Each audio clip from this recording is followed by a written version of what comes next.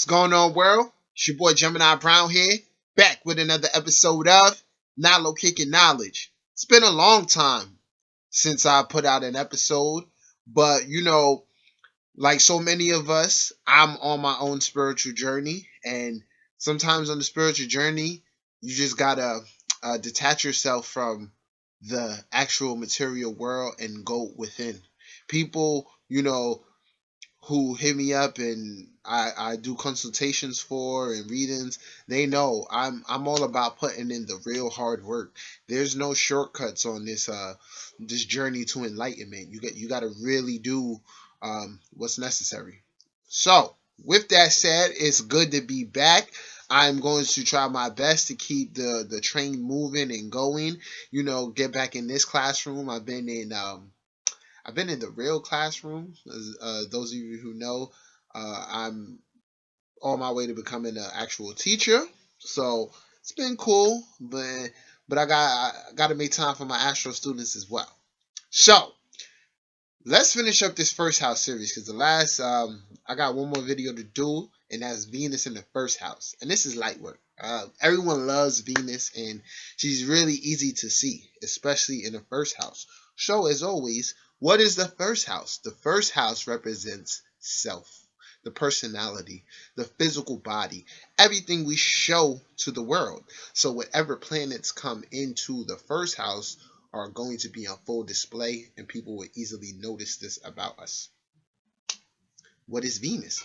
Venus is the planet of love, creativity, beauty, relationships, luxury, so on and so forth.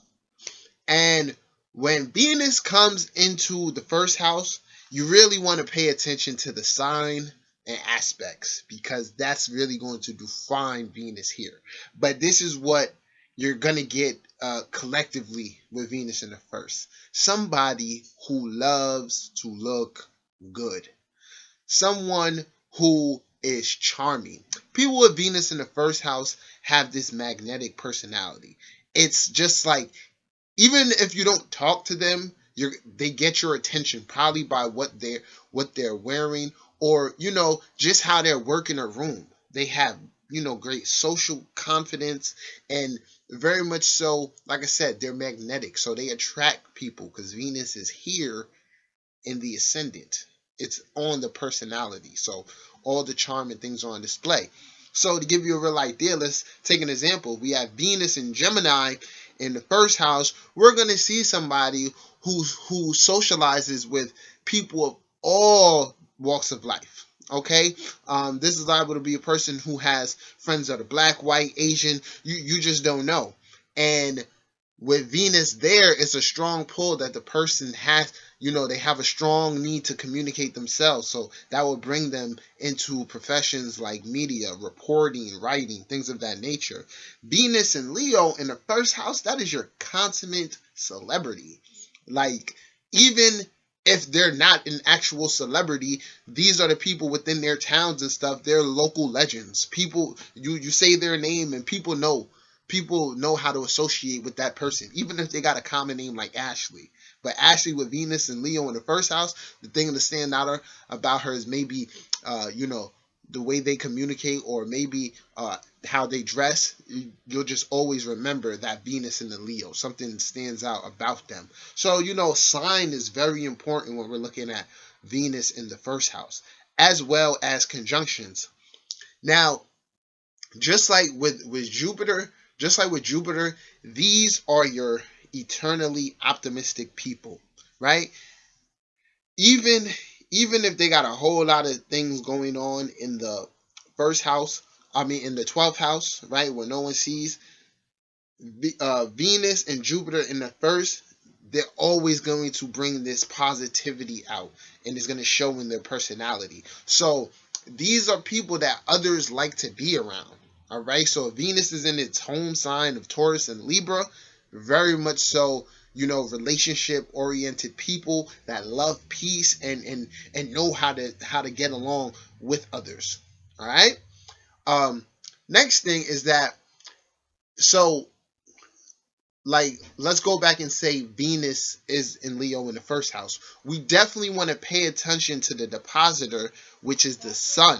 All right. So, because another thing with Venus in the first house is that they have this need for gratification, right? They need and and acceptance, regardless of sign. So especially if it comes out, especially if it's in Leo, you're going to notice that a little bit more, right? So we want to check the depositor of Venus to see how Venus really feels, towards others and stuff like that. But overall, these are people who have confidence within themselves, but they still look for you to tell them, hey, you look really, really nice. And don't get me wrong, they'll return the compliment because they're very charming people themselves. Now, like I said, reason we want to pay attention to aspects and things like that is because it's gonna tell us more of the story. So say we have someone with their Venus trying their sun, the confidence is going to be through the roof, and the way people view them is even going to be through the roof. This is going to be someone who doesn't have to try hard to be liked by people. Now I give you another example. Let's say we have Venus conjunct Saturn, regardless of sign. Let's not even put a sign on it, but they are squaring Pluto.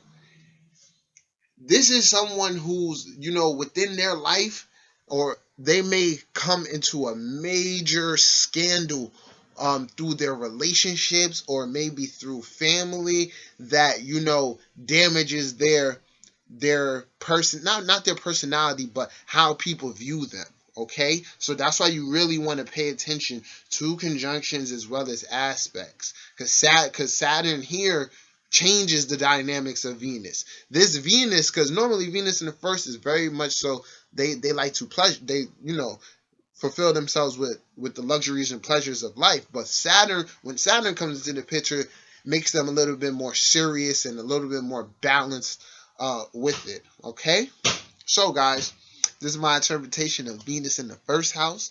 I hope you enjoyed it. I'm gonna be coming with more videos. Until next time, peace.